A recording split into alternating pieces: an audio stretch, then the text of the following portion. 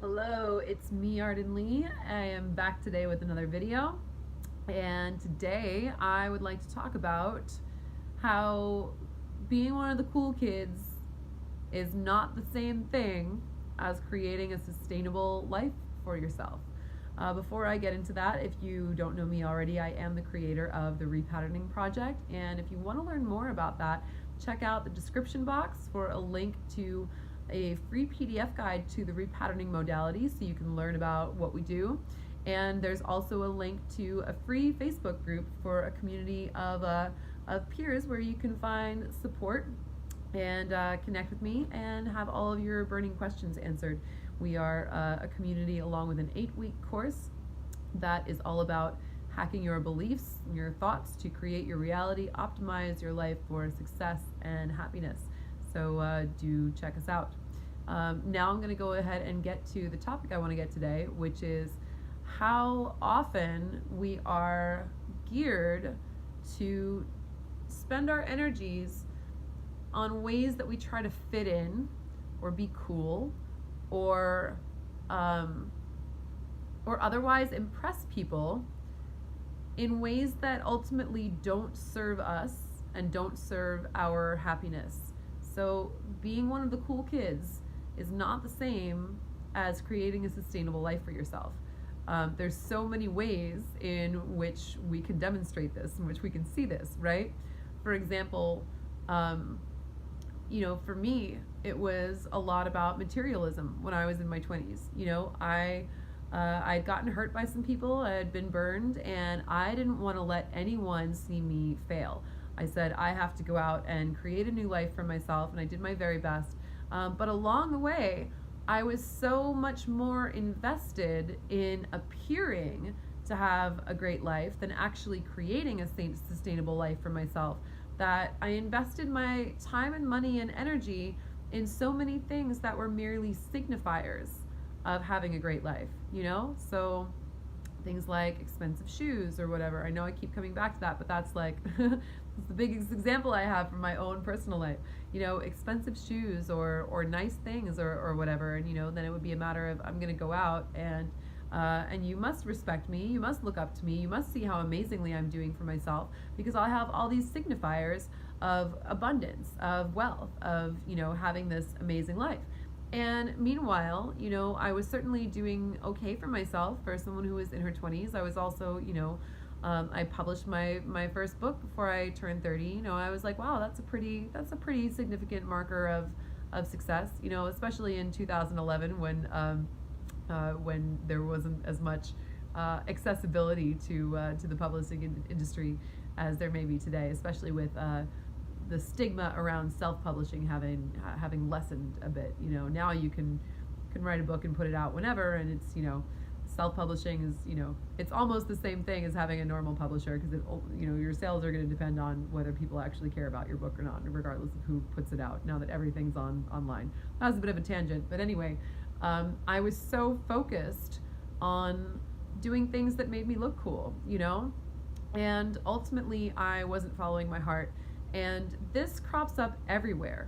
There is nothing that can help you invest in your own happiness in a sustainable manner and creating something that is going to work for you except for yourself, except for your willingness to prioritize that. And if you don't, it will show up everywhere. I think a really good example for my own life is looking at my music. When I first came out with my band, Arden and the Wolves, I was living in New York and I wanted to, be cool. I wanted to be like all the musicians that I was dating, or the friends that I had who were in their own bands. And I was so, I was like, I want it to be my turn, I want to do this. And that's a good motivation for doing something. But the music I was creating at that time was not really music, I would say, that met my own artistic standards if I really, really tune in to my heart there. It's difficult because, of course, I remember being excited about it at the time, but I think even the reasons I was excited about it were connected more to outside perceptions. And because of that, because that was really the thing that was steering me, was that my sense of safety was depending on how other people perceived me at the time, rather than actually creating something for myself that I really loved. I was often, writing music that I thought, well, how can I make it sound like this band or that band? How can I make it sound cool? How can I,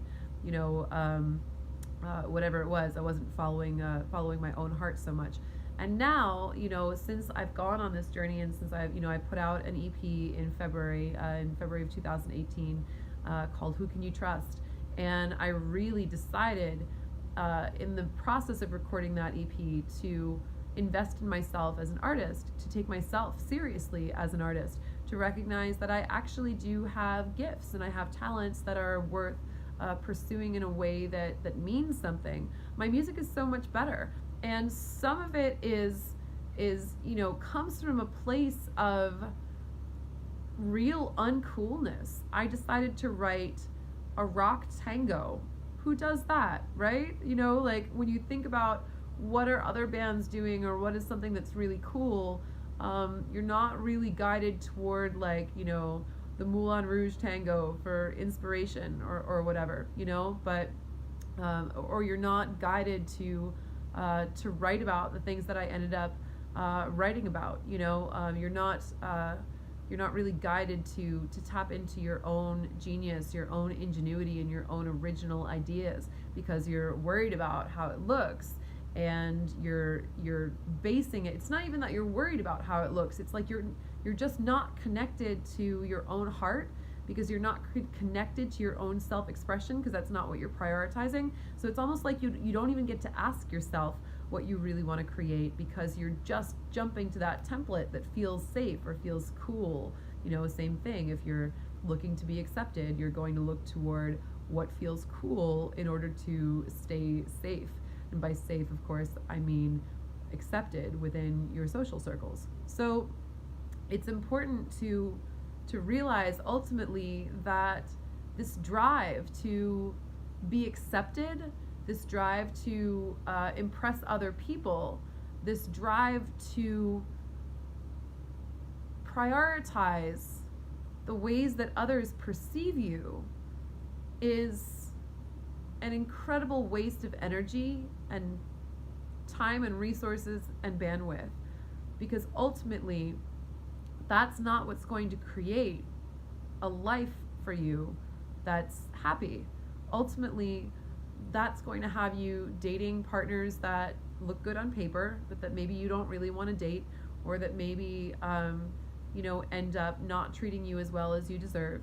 That's what's going to have you spending your money on an expensive car that's going to lose half its value the minute it leaves the lot, instead of investing in property, or investing in your business, investing in something that is going to generate more wealth for you. When we talk about wealth in particular, I'm pretty sure this is like one of those rich dad poor dad concepts, but it's that idea that that those who are in a scarcity mindset use their wealth to acquire things that look impressive to their neighbors, whereas the people who are actually secure with their money use their money to reinvest and make themselves more money. And the people who who oftentimes actually have real wealth that's sustainable don't really walk around with a whole lot of flashy things, because they're too busy living in alignment with their hearts and creating things that they love and sustaining themselves. They don't really care so much about impressing other people. So I come back all the time to this notion of, who are you trying to impress?